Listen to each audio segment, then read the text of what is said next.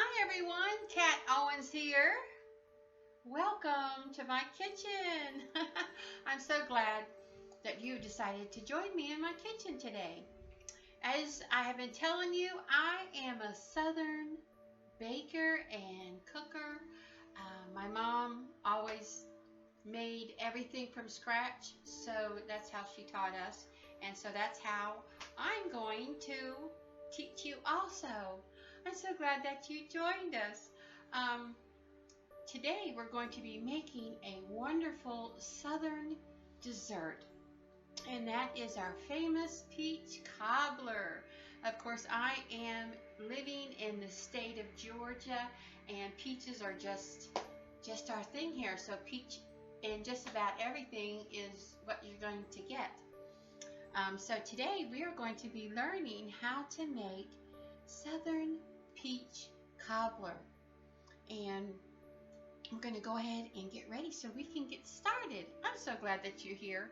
I'm sorry I don't have like a major camera section, so I will put you down for my computer. All right, let's go. Okay, today's recipe is going to be self-rising flour. That's going to be a little bit different. If you don't have self-rising flour, you can always add a little bit of salt and some baking powder to it to make it self-rising. That's what the difference is. We're also going to be using 1 whole stick of real butter, a half a cup of water, 2 cups of sugar, 4 cups of peaches, which I like to use frozen, but you can use canned, and just measure out the juice that is inside.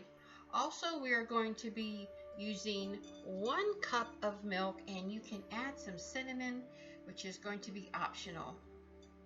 So the first thing that we are going to do is we're going to combine 1 cup of sugar, which I'm going to be using because I don't have lots of Pampered Chef, but you know that's going to change. That's why I kind of joined. Is that like cheating or what?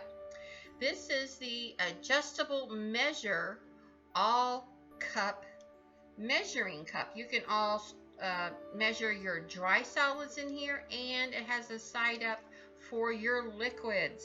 So we are going to measure 1 cup of the sugar. It calls for 2, but we're just going to be using 1 cup. And we're going to put that in a saucepan. So we'll pour that in there. Also, we're going to be adding a half a cup of water, which we can go ahead and do. We'll go ahead and measure that.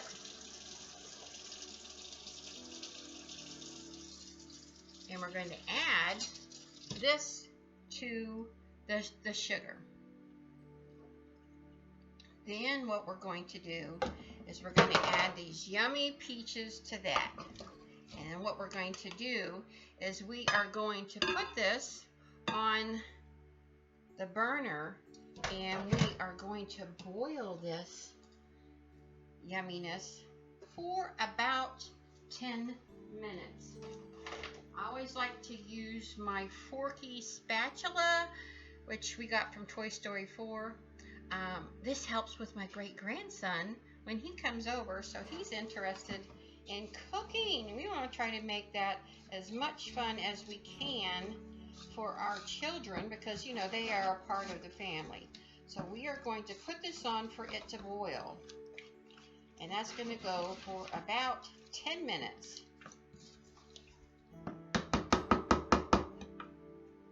Sorry, I'm going out of range here. Now we want that to be all mixing up on the stove for about 10 minutes, like I said. Now, if you are wondering how to avoid gumminess and gooiness in your peach cobbler, is you're going to be adding a little bit of lemon and some cornstarch to kind of thicken that up, because you don't want your peach cobbler to be all gooey and stuff. So that's like a little trick in the kitchen. So we are going to go ahead and finish mixing up here. In my aunt's 1950s bowl here, which I like to honor her by doing that. We are going to add 1.5 cups of self-rising flour. And we're going to mix that up a little bit, and we're going to do that with the large stainless steel whisk from Pampered Chef. It's really good, lasts a long time. The handle is a little bit heavy, so you'll have more control of your whisking in your bowl. You can add a little bit of cinnamon, which I like to do, and we can go ahead and measure that in the adjustable measuring spoons from Pampered Chef. They have a little thumbprint in the top, if you can see that, with little lines, so it helps you open and close whatever you are making. So, but we're only going to be using about a teaspoon. If you like to make it a little bit more than that, for your cinnamon, you can do that also. I like cinnamon a lot. Also, just because I like a little bit more rise in the things that I do, I like to go ahead and add a 2 teaspoons of, even though it's in the self-rising, go ahead and add that in there. So we want to make sure that that gets in there really good. That's just my extra tip. That's not part of the recipe, but that's what I do. So what we're going to do is just going to add this, mix it all up, and we're going to add the other cup of sugar. So I will be right back with that. Sorry, I should have everything measured. I'm learning that that's what makes kitchen cooking fun, because you get to do mix-ups together all the time. So we're going to add a cup of sugar to this, and we're going to mix all of this up. Make sure that's all mixed up. You can even sift it if you want to. While this is boiling, what we're going to do is going to set our oven. We're going to set the oven to 350. And I have a long time ago, I've had this pan. It's the deep dish bakeware from Pampered Chef. They used to have it in a cranberry color, and I was able to get that. So I've been cooking with this one pan for many, many years, and it has a wonderful lid that goes to the top of it. So my favorite thing is scalloped homemade potatoes, and my family loves that. So anyway, what you're going to do is you get your 3-quart pan, and you're going to get your stick of butter and put that in the pan so that it will melt. And we're going to put that in the oven and let that melt for a few minutes. Okay, I'll be right back. Okay, everything is going great. We went ahead and mixed the remaining 1 cup of sugar and 1.5 cups of self-rising flour, a little bit of extra umph for the baking powder, and the sugar. And then what we're going to do is we are going to add 1 cup of whole milk. So go ahead and measure that. And what you're going to do, so you're going to make sure that your mixture doesn't clump. We're going to mix that a little bit slower than normal to prevent clumping. So you add a little bit at a time, and you just mix.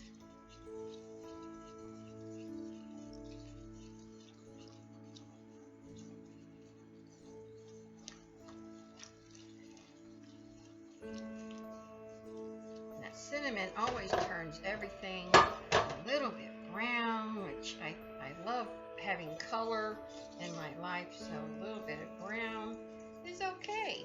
So what we're going to do is we're going to mix this. In the meantime, the peaches and the simple syrup, which is the sugar and water mixture, on the stove is boiling. So we're boiling that for about 10 minutes to thicken it up.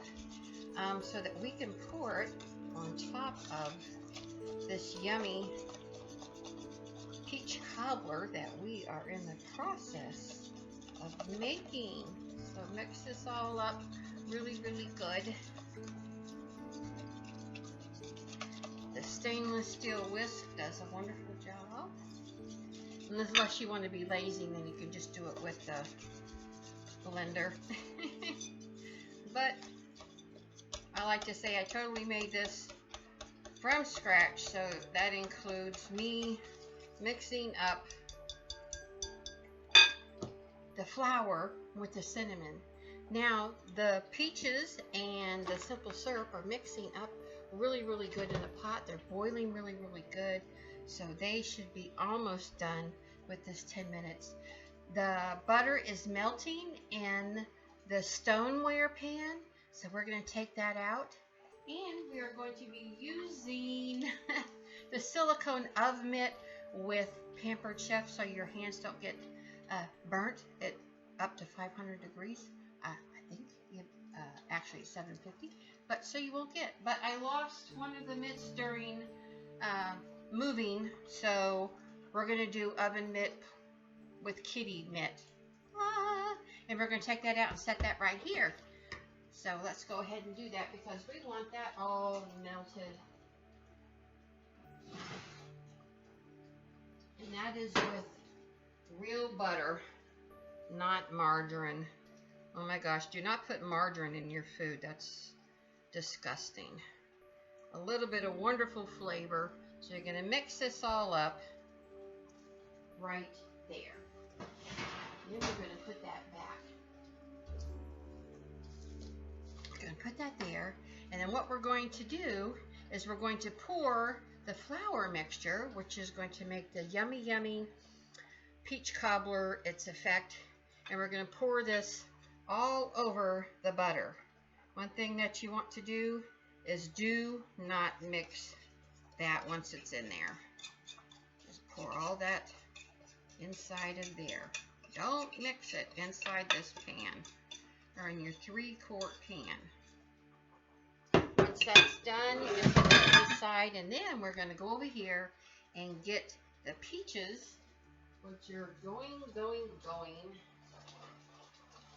And this is made super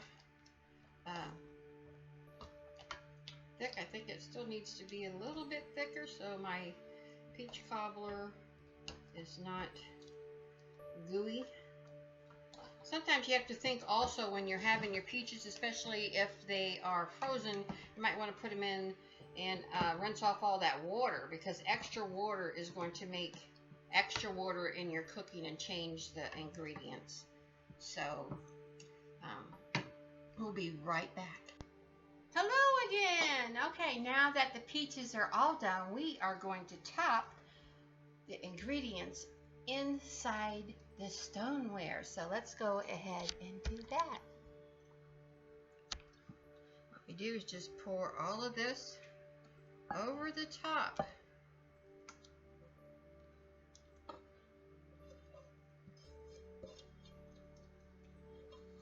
Then we're going to stick it inside the oven